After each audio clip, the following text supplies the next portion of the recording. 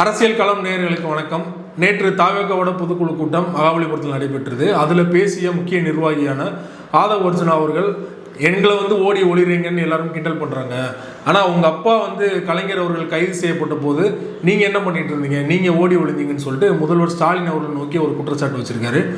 ஆதவ் அர்ஜுனா திட்டமிட்டு அவதூறு பரப்புறாரு, பொய் சொல்கிறாரு அப்படின்னு ஆளுங்கட்சி தரப்புலேருந்து பலருமே சொல்லிட்டு இருக்காங்க. 2001 கலைஞர் அவர்கள் கைது செய்யப்பட்ட போது அந்த இரவு என்ன நடந்தது அப்படிங்கிறத நம்ம மூத்த பத்திரிகையாளர் சுரேஷ்குமார் அவர்கள்ட்ட கேட்டு தெரிஞ்சுக்கலாம். அவர் அந்த இடத்துல தான் இருந்தார். அவரையும் காவல்துறையினர் கைது செஞ்சாங்க. கலைஞர் அவர்கள் கைது செய்யப்பட்டு காவல் நிலையம் அழைத்து செல்லப்பட்டது வரைக்கும் தொடர்பாக புத்தகம் எழுதியிருக்காரு. கலைஞர் கைது செய்யப்பட்ட இரவு ஒரு நிருபரின் நேரடி வாக்குமூலம் அப்படிங்கிற புத்தகத்தின் மூலமா பல்வேறு விஷயங்களை பல்வேறு உண்மைகளை அதில் எழுதியிருக்காரு. ஸோ அவர்கிட்டே நம்ம கேட்டு தெரிஞ்சுக்கலாம் அந்த இரவு என்ன நடந்தது, உண்மையிலேயே முதல்வர் மு க ஸ்டாலின் அவர்கள் அப்போது ஓடி ஒளிந்தாரா அப்படிங்கிற தகவலை நம்ம அவர்கிட்டே கேட்டு தெரிஞ்சுக்கலாம்.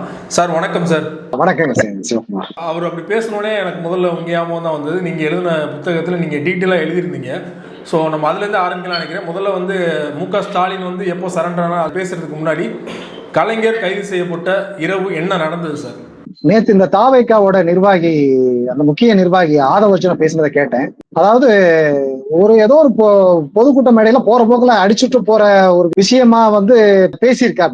அப்படி பேசிட்டு இது வரலாறு தெரியும் அப்படின்ட்டு பதிவு பண்றா. அப்படி என்ன வரலாறு அவரு பார்த்தாரு அப்படிங்கறதெல்லாம் தெரியல, படிச்சாருங்கிறதும் அது தெரியல. ஏன்னா அந்த உன்னிப்பா, அதாவது அந்த சம்பவத்துல நான் களசாட்சியா இருந்தேன். அதை என்னோட நள்ளிரவில் கலைஞர் கைது ஒரு நிருபரின் நேரடி சாட்சியம் அப்படிங்கிற புத்தகத்துல பதிவு பண்ணியிருக்கேன். அது ஒரு ரெஃபரன்ஸ் மாதிரி. அந்த ஏன்னா நான் ஐ விட்னஸ் ஒரு நம்பர் கமிஷன் முன்னாடி ஆஜராகி விளக்கம் கொடுத்திருக்கேன் என்ன நடந்தது அந்த கைதுல அப்படிங்கிறதெல்லாம். ஆக்சுவலா மேம்பால ஊழல் வழக்குன்னு 2001 ஆட்சிக்கு வர ஜெயலலிதா, அம்மையார் ஜெயலலிதா முதலமைச்சர் ஜெயலலிதா இவங்க மேல ஒரு வழக்கு வேகமா அவசர கதியில ஒரு இது போடுறாங்க. ஜூன் 29 மதியம் தான் அது புகாரா சிபிசிஐடம் கொடுக்கப்படுது. ஆக்சுவலா இந்த புகாரை ஊழல் வழக்கு புகாரை அவங்க லஞ்ச ஒழிப்புத்துறைக்கு தான் கொடுத்துருக்கணும். ஆனா சிபிசிஐடி கொடுத்து உடனே கைது பண்ணுங்க அப்படின்ட்டு ஒரு பிரஷர் கொடுக்குறாங்க. அதன்படி அன்று இரவே, அதாவது மாநகராட்சி, சென்னை மாநகராட்சி ஆச்சாரியோடு, சென்னை மாநகராட்சி ஆணையர் ஆச்சாரியோடு அந்த புகாரை கொடுத்து இந்த கைது நடவடிக்கை மேற்கொள்றாரு. அன்னைக்கு நள்ளிரவே அதாவது ஜூன் 2001 ஜூன் 29 நள்ளிரவு 30 அதிகாலை இந்த கைது சம்பவம் நடக்குது. அதாவது இந்த மேம்பால ஊழல் வழக்குல முதல் குற்றவாளியா ஸ்டாலினை சேர்த்திருக்காங்க. அப்ப மேயரா இருந்து இந்த மேம்பாலங்கள் திட்டங்கள் தீட்டுனது, அதுக்கான அனுமதி கொடுத்தது, இதெல்லாம் மேயர் ஒரு முக்கிய இதுங்கிறதுனால அவரை முதல் குற்றவாளியா சேர்க்கிறாங்க. இரண்டாவது குற்றவாளியா அதற்கான அனுமதி கொடுத்தது தமிழக அரசு அப்படிங்கிற பேர்ல முன்னாள் முதலமைச்சர் கலைஞர் கருணாநிதியை இரண்டாவது குற்றவாளியா சேர்க்கிறாங்க. அப்புறம் மூன்றாவது குற்றவாளியா இவரு ஜெகதீசன் சொல்லிட்டு, அப்ப சிந்தாதிரிப்பேட்டை கவுன்சிலர் ஏகே ஜெகதீசன் சொல்லிட்டு, அப்புறம் ஸ்ரீதரன்ட்டு அந்த மாநகராட்சி போக்குவரத்து திட்டக்குழு தலைவர், நிதிக்குழு தலைவர், இவங்க 2 பேரும் இவங்கெல்லாம் சேர்த்துட்டு அப்ப ஒரு டீம் போலீஸ் இந்த நைட்டு கலைஞர் வீட்டுல பூதுறாங்க. அதுக்கு முன்னாடியே ஒரு டீம் கோபாலபுரம், ஆட்சியாளரோட அறிவுறுத்தல் பேர்ல ஒரு போலீஸ் டீம் கோபாலபுரமும் வேளச்சேரியில இருக்கிற ஸ்டாலின் வீட்டுக்கும் போயிட்டு ஸ்டாலினை கைது பண்றதுக்கு போறாங்க. அப்ப ஸ்டாலின் அங்க 2 இடத்துலயுமே இல்ல. உடனே இவங்க ஆட்சியாளர்கள் உடனே கலைஞரை இது பண்ணுங்க அப்படிங்கிற ப்ரெஷர்ல அங்க ஆலிவர் சாலை ரோட் வீட்டுல இருக்கிற கலைஞருக்கு வீட்டை உடைச்சு உள்ள போறாங்க. அதாவது அந்த இரும்பு தாழ்பால் போல்ட் அதை அறுத்து உள்ள போறாங்க. உள்ள போயிட்டு அந்த 12 மணி 12:30ங்கிற நடு நிசியில அவரை தட்டி, அதாவது பெட்ரூம் கதவை அடிச்சு தாக்கி அவரை வெளியே வர வச்சு அவரை கைது பண்ணாங்க. அப்பதான் போயிட்டு நாங்க இது பாக்குறோம். இதற்கிடையில ஸ்டாலினை போலீஸ் அந்த Velachery Shanmuga Rajeswaran deputy commissioner T Nagar அவர் தலைமையிலான ஒரு டீம் அங்க போயிருக்குது. அங்க போயிட்டு ஆள் உயர சுவரை, ஒரு 7-8 அடி உயர காம்பவுண்ட் சுவரை ஏறி குதிச்சு உள்ள போலீஸ் போயிட்டு அங்க அவரை தேடி இருக்கிறாங்க. இதுதான் நடந்திருக்கு. இதற்கிடையில அன்னைக்கு நள்ளிரவு முழுக்க நாங்க சுத்திட்டு இருக்கோம்.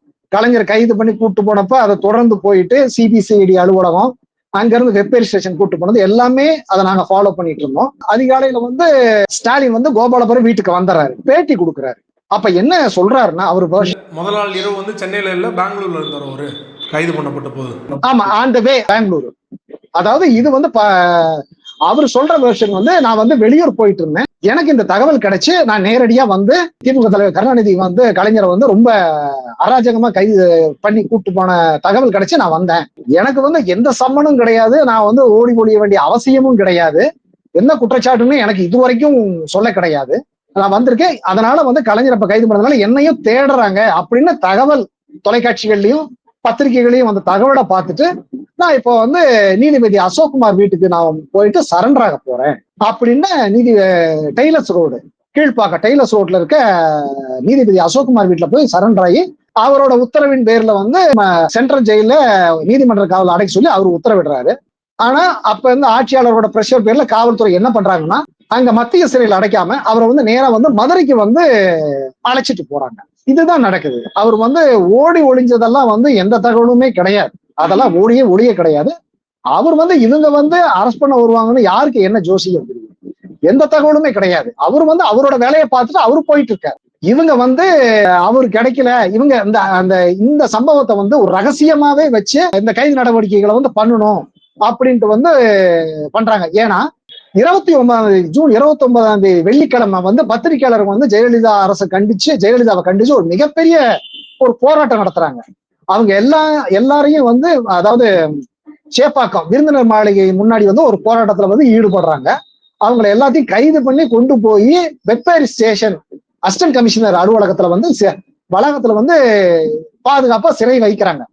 ஒவ்வொருத்தையும் பேர் எழுதி உங்களோட கைது பண்றோம் அப்படின்னு சொல்லிட்டு சொல்றாங்க. அந்த பத்திரிகையில போராட்டம் வந்து தினமணி முன்னாள் அப்ப ஆசிரியர் RMD சம்பந்தம், அப்புறம் அவுட்லுக் பன்னீர்செல்வம், அப்புறம் நக்கீரன் கோபால், இவர் நக்கீரன் ஆசிரியர் காமராஜ் உள்பட ஜெயஸ்ரீ, ஆஜ்தக் ஜெயஸ்ரீ, NDT அப்ப சுனில், நிறைய பேர் எல்லாமே வந்து அப்ப அங்க ஆஜராயிருக்கிறாங்க. எல்லாத்தையும் வந்து அரெஸ்ட் பண்ணிட்டோம் அப்படின்ட்டு. இந்த போராட்டம் வந்து ஒரு மிகப்பெரிய அவங்களுக்கு வந்து ஒரு நெருக்குதலை கொடுத்ததுனால அன்னைக்கு நைட்டே வந்து இந்த கைது எபிசோட அரங்கேற்றணும் அப்படிங்கிறத வந்து பண்றாங்க. இதை தொடர்ந்துதான் வந்து ஸ்டாலின் அந்த இது சொல்றது. இப்படி நடந்த ஒரு விஷயத்த இவர் வந்து ஒரு வரலாறு வந்து தெரிஞ்சுக்கிங்க நான் சொல்றேன் அப்படிங்கிற மாதிரி இவர் பார்த்த மாதிரி சொல்றாரு. இவருக்கு என்ன ரெஃபரன்ஸ் ஏதுங்கிறது தெரியல. ஏதோ ஒரு பொதுக்கூட்ட மேடையில ஒரு 3ஆம் தர அரசியல்வாதி பேசுற மாதிரி ஒரு பேசிட்டு போனதுதான் இந்த தகவலா இருக்கு. அது இண்டோர் மீட்டிங்ல அவங்க கூட்டத்துல வந்து பேசியிருக்காரு. அவ்வளவுதான். இதுல வந்து எந்த உண்மையும் கிடையாது. அவர் வந்து திட்டமிட்டு போய் சொல்லியிருக்காரு ஆதவர்ஜுனா. அவ்வளவுதான். அதாவது எந்த இதுக்கும் ஆதாரம் இல்லாம பேசியிருக்காரு. ஏதாச்சும் ஒரு ஆதாரம் வைக்கணும். இது வேற வரலாறு தெரியும் அப்படிங்கிறதுதான் மிகப்பெரிய ஒரு நகைச்சுவை, ஒரு நகைப்புக்குரியதா இருக்கு. கலைஞர் கைது செய்யப்பட்டு எத்தனை நாள் சார் சிறையில இருந்தாரு? ஆக்சுவலா வந்து வெள்ளிக்கிழமை 29 12 நள்ளிரவு கைது செய்யப்படுறாரு. அதாவது செவ்வாய் புதன் ஆயிருதுன்னு நினைக்கிறேங்க. இல்ல அது நம்ம டேட்டு ஒரு தடவை புக்கை பார்க்கணும். அந்த இது டேட் வேணாம். அதாவது 4 நாள் கிட்டத்தட்ட 4 நாள் உடனே வந்து மத்திய அரசு உள்துறை அமைச்சர் துணை பிரதமர் அத்வானியோட இதன் பேர்ல வந்து இங்க கவர்னர்கிட்ட விளக்கம் கேட்கப்படுது. அப்ப அவங்க பாத்திமா பிபி வந்து கவர்னரா இருக்காங்க. அவங்க தரப்புல இருந்து எந்த ஒரு கொடுத்த விளக்கம் எதுவுமே வந்து ஒரு இதற்கான இந்த கைது செஞ்ச நடவடிக்கைக்கான காரணமா வந்து எடுத்துக்கொள்ளப்படவே இல்லை. உடனடியா அவங்க வந்து ரிலீஸ் பண்ணுங்க, உங்களையும் நாங்க விடுவிக்கிறோம் அப்படின்ட்டு கவர்னரையும் வந்து இப்ப விடுவிச்சிடுறாங்க. கலைஞர் வந்து அந்த ப்ராசஸ், அந்த விடுதலை செய்யற ப்ராசஸ் நடந்து இது பண்றாங்க. மத்திய அமைச்சர்கள் TR பாலு, முரசொலி மாறன், TR பாலு இவங்களும் வந்து இவங்களையும் வந்து ஒரு தமிழக அரசு வந்து கைது பண்ணுது. ஆக்சுவலா மத்திய அமைச்சர்களை வந்து அங்க பாராளுமன்ற தலைவருக்கு தகவல் சொல்லாம வந்து கைது செய்ய முடியாது. அவங்களையும் கைது பண்றாங்க. அப்புறம் வந்து அவங்களே அந்த மாதிரி திங்கட்கிழமையெல்லாம் வந்து அவங்களையும் விடுவிச்சிடுறாங்க. வழக்கெல்லாம் வந்து அது திரும்ப பெற்றுக் கொள்ளப்படுது. கலைஞர் வந்து அன்னைக்கு அந்த ஒரு நாள் தள்ளி வந்து அவரும் விடுவிக்கப்படுறாரு. இதுதாங்க அந்த சம்பவம். அப்ப உள்ள என்னன்னா, கலைஞர் கைது செய்யப்பட்ட போது அந்த எடுக்கப்பட்ட வீடியோ வந்து சன் செய்திகளுக்கு, சன் டிவிக்கு போகக்கூடாது அப்படிங்கிறதுல நிறைய முயற்சிகள் நடந்தது. அதையெல்லாம் மீறி தான் வந்து அந்த கேசட் வந்து அங்கே சன் டிவி அலுவலகத்துக்கு கொண்டு செல்லப்பட்டது அப்படிங்கிறதெல்லாம் நம்ம கேள்விப்பட்டிருக்கோம். அது எப்படி சார் அங்கேருந்து எடுத்துகிட்டு போனீங்க, என்ன நடந்தது சார்? இல்ல அது கண்டிப்பா. அதாவது இவங்க அந்த போல்ட்ட அந்த உடைச்சு வீட்டுக்குள்ள, அதாவது அந்த நல்ல இரும்பு தாளு அதை அறுத்துதான் உள்ள போயிருக்கிறாங்க. அறுத்து உள்ள போயிட்டு அங்க கீழே படுத்திருந்த காவலர் 2 பேர்த்துக்கு வந்து அவங்க தடுத்தது. அவங்களுக்கும் வந்து அவங்கள தள்ளி விட்டுட்டு மேல முதல் தளத்துக்கு போயிட்டு கலைஞரோட படுக்கை அறை கதவை வந்து தடதடன்னு அடிச்சு அவங்கள திறக்க வச்சு அவங்கள கூப்பிட்டு வராங்க. அப்ப நாங்க வந்து என்டர் ஆயிடுறோம். அந்த கேமரா சகிதமா என்டர் ஆயிடுறோம். கீழே வந்து உங்களுக்கு எப்போ தகவல் தெரிய வருது? எங்களுக்கு வந்து அவரு அவர் எங்களுக்கு வந்து கலாநிதி மாறனுக்கு வந்து தகவல் வந்தது. Sun TV MD, Sun network MD. அவர் எங்களுக்கு அன்னைக்கு நான் இரவு பணியில இருக்கிறேன், எங்களுக்கு தகவல் கொடுத்தோன்னா நாங்க கேமராமேன் சகிதம் கேமராமேன் மாரியோட நான் வந்து அந்த ஸ்பாட்டுக்கு போயிடணும். அப்ப அவ்வளவு காவல்துறை வந்து போடப்பட்டிருக்கு. நம்ம காவல் அரண் தான் அந்த ஆழ்வார்பேட்டை முழுக்குமே போலீஸாரா தான் இருக்காங்க. அப்ப போயிட்டு நாங்க கேமரா ஆன் பண்ணிட்டு கீழ இருந்தே அதாவது அந்த ரோடுல இருந்தே கேமரா ஆன் பண்ணிட்டு போயிட்டே இருக்கணும். மைக்கை வச்சுட்டு எது எது கண்ணுல போடுதோ எல்லாத்தையும் ரெக்கார்ட் பண்ணிடணும் அப்படிங்கிற ஒரு வேகத்துலதான் நாங்க போறோம். அப்ப வந்து டெப்டி கமிஷனர் சாரங்கன் தான் வந்து அங்க இருக்காப்படி. அவர் வந்து எங்களை தடுத்து நிறுத்துறாரு. நாங்க அதையும் தாண்டி நாங்க வந்து நாங்க நிருபர், எங்களோட பத்திரிகையாளர் பணியை செய்ய விடாம நீங்க தடுக்கிறதுக்கு யாரு அப்படின்ட்டு நாங்க முன்னேறி போயிட்டு முதல் தளத்துக்கு போயிடும். போறப்பதான் கலைஞரை வந்து ஒரு பக்கம் போலீஸார் வந்து கேமரா பார்த்தோன்னா அவங்க கொஞ்சம் பதட்டமாயி, அப்போ வந்து டிஐஜி முகமது அலி சிபிசிஐடி அவர் ஒரு பக்கம் இழுக்க, முகமது அசிஸ்டன்ட் கமிஷனர் மயிலாப்பூர் முருகேசன் அவர் கலைஞர் ஒரு பக்கம் போலீஸார் இழுக்க, ஒரு பக்கம் உறவினர்கள் வந்து தடுக்கிறாங்க. அப்ப அந்த கலைஞரை வந்து அந்த இருக்கையில வந்து சரிஞ்சு விடுகிறாரு. ஐயோ அப்படின்னு சொல்லிட்டு இருக்கையில சரிஞ்சு விடுகிறாரு. அந்த விழும்போதுதான் வந்து கொலை பண்றாங்கப்பான்னு ஒரு ஆடியோ வரும். இல்ல அதான் அது கலைஞர் வந்து வாய் அவர் வந்து அசையவே இல்லை, ஆனா அந்த ஆடியோ மட்டும் வருது, அது எப்படி அப்படின்னு சொல்லிட்டு எல்லாமே கேள்வி எழுப்புனாங்க. அது என்னன்னா, அதாவது கலைஞர் வந்து அவரை அந்த இருக்கையில சரிகிறாரு, ஐயோ அப்படின்றதும் சரிகிறாரு. அப்ப தயாநிதி மாறன் வந்து அவரோட பேரன், கலைஞரோட பேரன் தயாநிதி மாறன் வந்து தாத்தாவை கொலை பண்றாங்கப்பான்னு பதட்டமா கத்துறாரு. அந்த ஆடியோ வந்து ஜெனரல் மைக்ல ஏறுது, அந்த கேமரா மைக்ல ஏறுது. அந்த கலைபரமா அது வந்து அப்படியே விடப்பட்டதுதான் அந்த காட்சி. அதுல கொலை பண்றாங்கப்பா சொன்னது கலைஞர் இல்ல, தயாநிதி மாறன் தான் சொல்லியிருக்காரு. ஆமா, தயாநிதி மாறன் தான் வந்து அதாவது கூக்குரல் எழுப்புறாரு, சொல்ல கிடையாது. அதாவது தாத்தாவை இந்த மாதிரி அலைக்கழிக்கிறாங்களே, இந்த மாதிரி ஒரு மேன் ஹேண்டில் பண்ணி இழுத்துட்டு போறாங்களேன்ட்டு அவரு கத்தி கூச்சல் போடுறாரு. அது ரெக்கார்ட் ஆகுது. அது வந்து அந்த காட்சிகளை வந்து மக்களுக்கு போகட்டும் அப்படிங்கிறதுக்காக முழுமையா பண்றது. அது அவங்க அப்ப ஆட்சியாளர் தரப்புல இருந்து இல்ல இவங்க வந்து டப்பிங் பண்ணிருக்காங்க அப்படிங்கிறதெல்லாம் விட்டாங்க. ஏன்னா அதுக்கு எல்லாமே சாட்சி நான் தான். நான் அதுக்கு எங்க வந்து ஒரு நபர் கமிஷன் முன்னாடியே, ராமன் கமிஷன் முன்னாடியே ஆஜராகி நான் தான் விளக்கம் அளிச்சிருக்கேன். எல்லாமே ஆன் ரெக்கார்டு தான் இருக்குது. அதனால வந்து அதுக்கப்புறம் அவங்களும் வந்து அதை அப்படியே ஆட்சியாளர்களும் அதை இது பண்ணிட்டாங்க, விட்டுட்டாங்க. அதாவது நள்ளிரவில் கலைஞர் கைது செய்யப்பட்ட போது ஸ்டாலினையும் வந்து போலீசார் வந்து, ஏன்னா அந்த மேம்பால ஊழல் வழக்குல வந்து முதல் குற்றவாளி இப்போதைய மேயர் ஸ்டாலின் தான் அப்படிங்கிறதுனால அவர் தேடிதான் போலீஸ் படை வந்து வேளச்சேரி வீட்டுக்கும் போறாங்க, கோபாலபுரம் இல்லத்துக்கும் போறாங்க. அவர் வந்து அங்க 2 இடத்துல இல்ல அப்படின்னு தொடர்ந்துதான் வந்து கலைஞர் வீட்டுக்கு போலீஸ் ஒரு டீம் வந்து போகுது. இப்ப தாவேக்கால வந்து நிர்வாகி வந்து ஆதவ அர்ஜுனாங்கிறவர் வந்து நேற்று பார்த்தேன். அவர் வந்து ஸ்டாலின் ஓடி ஒளிஞ்சாரு அவங்க அப்பாவை கைது செய்யப்பட்ட பிறகு அப்படின்னு சொல்லிட்டு வரலாறு தெரியுமா அப்படிங்கிறாரு.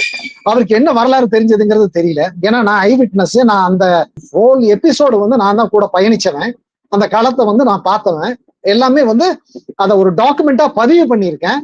இவர் வந்து போற போக்குல வந்து ஒரு விஷயத்த வந்து அப்படியே சொல்லிட்டு போயிருக்கிறாரு. ஏதோ பொதுக்கூட்ட மேடையில ஒரு 3ஆம் தர பேச்சாளர் மாதிரி பேசுறாரு. இது எப்படி அவர் வரலாறு அப்படின்னு சொல்றாருங்கிறது தான் ஒரு ஆச்சரியமாவும் ஒரு அதிர்ச்சியாவும் இருக்குது.